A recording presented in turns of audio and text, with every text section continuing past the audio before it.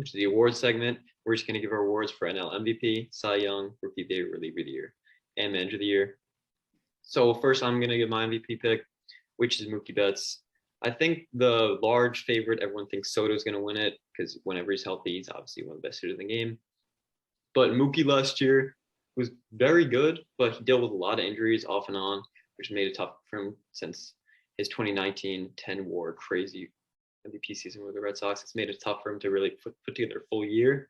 But I think this year, people kind of have their eye off him a little bit. Maybe not a top 3 or 4 player in the NL like he used to be, but it's my pick for this year. And for a dark horse, I'll go with Corbin Burns. My dark horse MVP candidate. I like that dark horse pick, Andrew. I like that because Corbin, he definitely has MVP type stuff when he's as good as he was last year.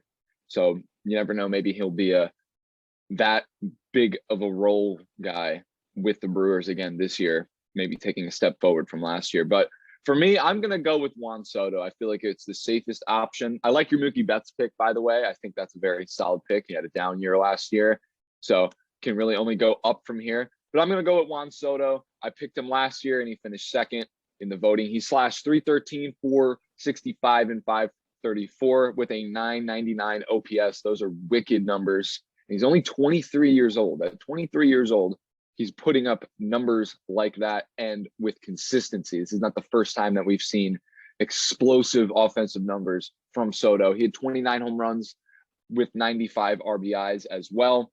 He got elected to his first All-Star game in 2021 and won the Silver Slugger. And as I said, he was second in NL MVP voting last year. So Juan Soto, I'm going to go with him. See, obviously, I'm going to like that pick because he's a favorite. I want to pick Soto, but sometimes it's hard to take the easy pick because baseball's very unpredictable. So for my Cy Young pick, I just mentioned him, Corbin Burns. I was going to pick Jacob deGrom, and then he got hurt because obviously when Jacob deGrom's healthy, he's the best pitcher in baseball, as we saw, about like something crazy, like 1.3 ERA last year when he pitched in the first half. But Corbin Burns, he's had a 2.34 ERA and over 200 innings since the start of 2020, 12.8 Ks per 9, doesn't give up a lot of homers, one of the best pitches in the game with cutter. He's got an insane slider too. And with deGrom out, there's some good pitchers in the NL, but it's just tough for me to pick against Corbin Burns. I'll say it again. I think that's a very good option for both of those awards because Corbin Burns is that good of a baseball player.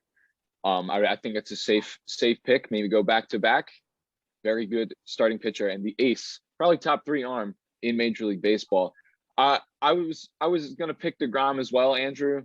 Then he got hurt, so I went a little different this year.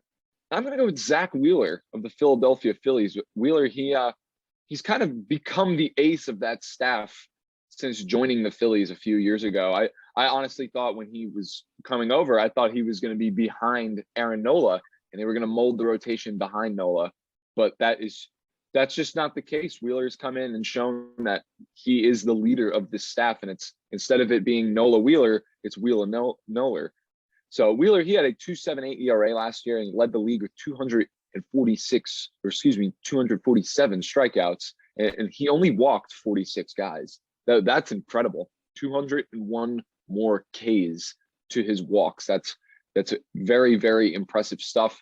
He was elected to his first All-Star game as well, and he was also second in Cy Young voting in 2021. And as I've said, he is completely taken over as the ace of this Phillies rotation, and I expect some pretty big numbers and a really solid year overall for Zach Wheeler. Yeah, Wheeler's definitely one of the best pitchers in the league, probably top 5. He's a great workhorse, eats a lot of innings. But as I mentioned earlier, I don't like that pick because the Phillies defense this year is not that great infield and outfield. So I think his ERA is definitely going to get boosted because of the defense. So that's going to be one of the things I think will prevent him from winning Cy Young this year. That's fair. I think that's very fair. Their defense is very questionable. So that definitely plays a big part in a lot of these awards. Mm-hmm. Yeah. So then for my Rookie of the Year pick, I got Camilo Doval He was called up last year by the Giants, and he was incredible down the stretch. Upper 90s cutter, slider that had 167 batting average allowed against, and has 278 slugging. He took over the closer role for the playoffs of Jake McGee because he was just that good, and he has enough innings to qualify. We got a lot of good candidates this year: Hunter Green, Nick Lodolo, Joey Bart, Drew Waters possibly, but tough for me to go against Duvall for what I saw last year. Doval, that's a solid pick. I think that's kind of an outside of the box sort of guess there. I think it's really nice. He was very fun to watch last year for the Giants. Locked down a lot of games for them when it really mattered too. Really solid pick there, Andrew. I got to give it to you. But I'm going to go with Seiya Suzuki of the Chicago Cubs. He has the most professional experience out of all of qualified players this year. He played over in Japan.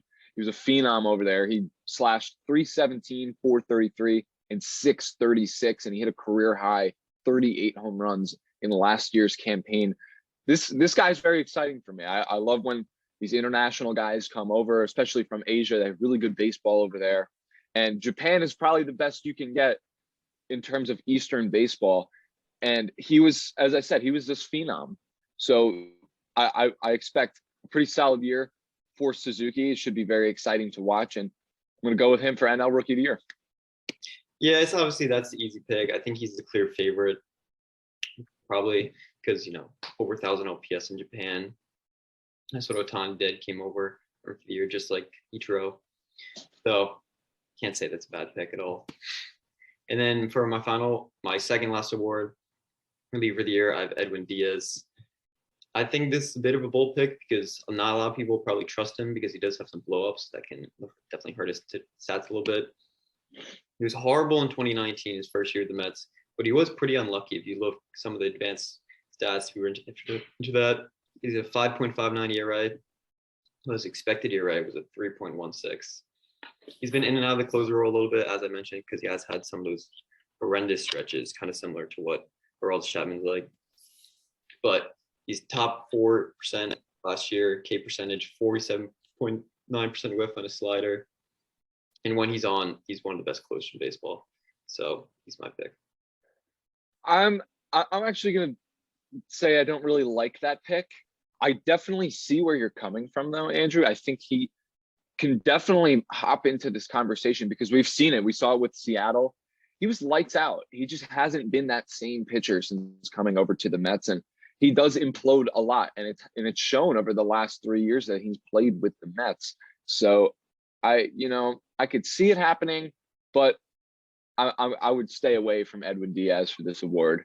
I'm going to go with another really safe option. He's won the award 3 out of the last 4 years, and that's Josh Hader. This is a guy that's probably one of, if not the best closer in all of baseball. He had a 1.23 ERA with 34 saves, and he was elected to his 3rd All-Star game in 2021. He's a big part to the Brewers' success overall because he is really locked down in the 9th inning when it really matters.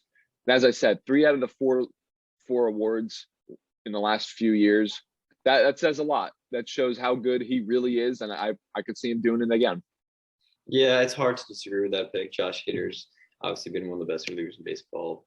That upper 90s fastball, maybe the best slider in baseball. So you can never go wrong with that. Like you said, 3 of the last 4. So then my final pick, I'm going to go with Buck Showalter for Manager of the Year.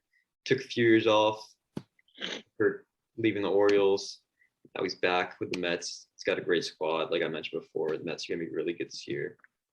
Some people might have questioned the pick because he's a bit of an old school guy with the game shifting a little bit towards new school, but he's completely different from what Luis Rojas is, and I think he's going to work really well for this Mets clubhouse.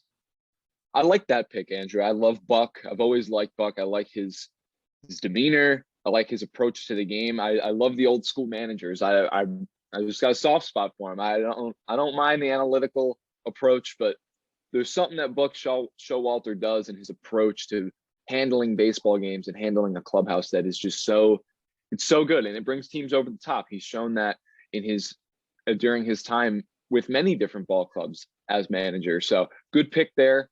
I'm going to go with Brian Snitker, though, of the Atlanta Braves. He won the award back in 2018. And when we get into our playoff predictions next, it'll make more sense.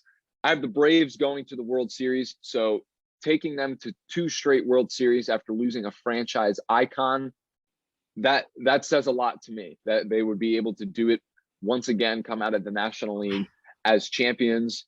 And I think moving on from Freddie Freeman is going to be a seamless transition. And I think that's really going to help towards Snitker's case. The fact that the Braves would be able to bounce back and possibly even repeat as champions. I think Snitker definitely deserves a lot of credit for the work he's done there. That's my manager of the year pick. Yeah, hard to go wrong with that. Manager who can take an 88 win team, especially how he turned All the way. Turned that all the way. Turned the way he turned that. Well, I can't say he turned it around because really tough to measure how much a manager really matters today. Oh, of course, yeah. But losing Ronald Acuna, though, and then still being able to put out a very competent lineup every single day, and then not just competent, but then to go on and win the World Series, and then they possibly even do it again this year after losing bigger pieces. So I got to give it to him. Yeah, definitely. When you take a roster like that, it's a good roster. I wouldn't say it's a World Series roster, especially when you compare it to one like the Dodgers.